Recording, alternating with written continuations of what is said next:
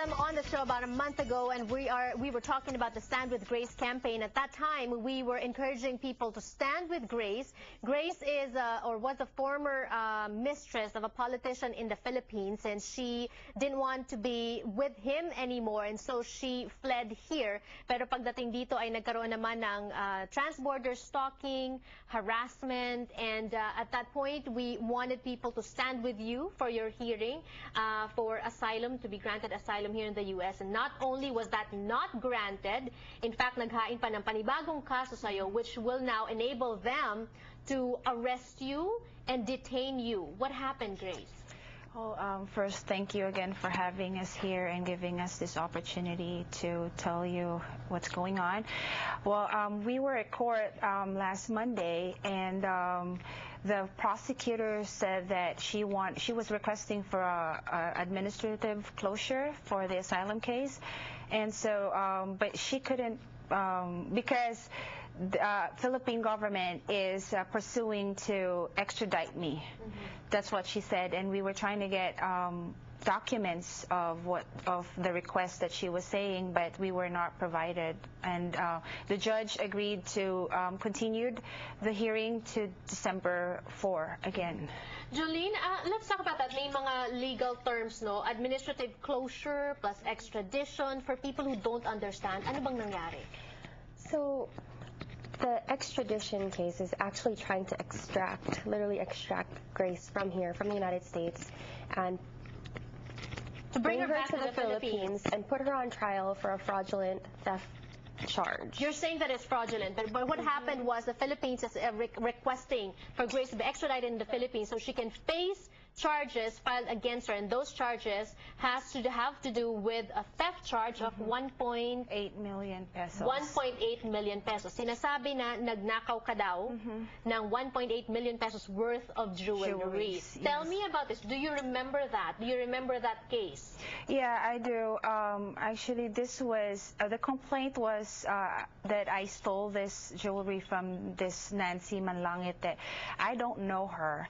I only know that she works for him because I hear him talk to her on the phone regularly. In fact, you have here some evidence na yung magazine na nilalathala ng iyong not husband, but partner, okay, ex-partner, si Nancy Manlapat, if you can put the graphics up, please, kasama dyan sa masthead nitong magazine na ito. Yes. So clearly, she is working for him.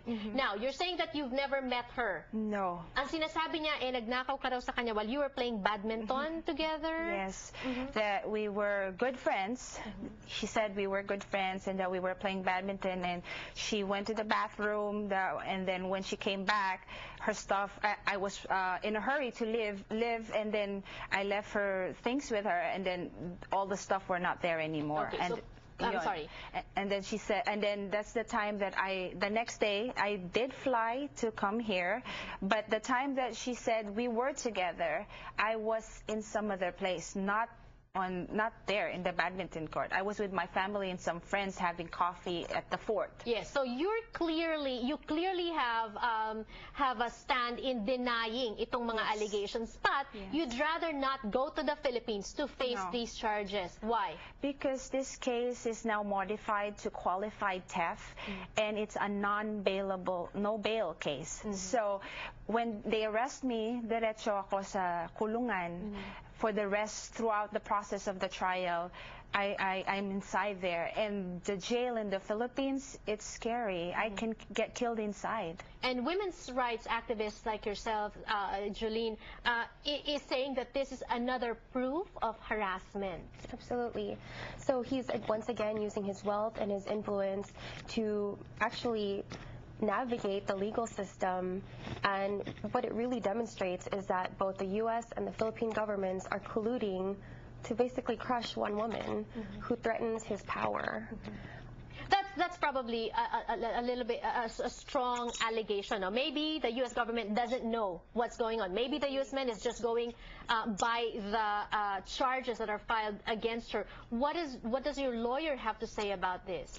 Well, actually, he's still trying to find out if there is an extradition request already filed, and if there is, I have to surrender myself.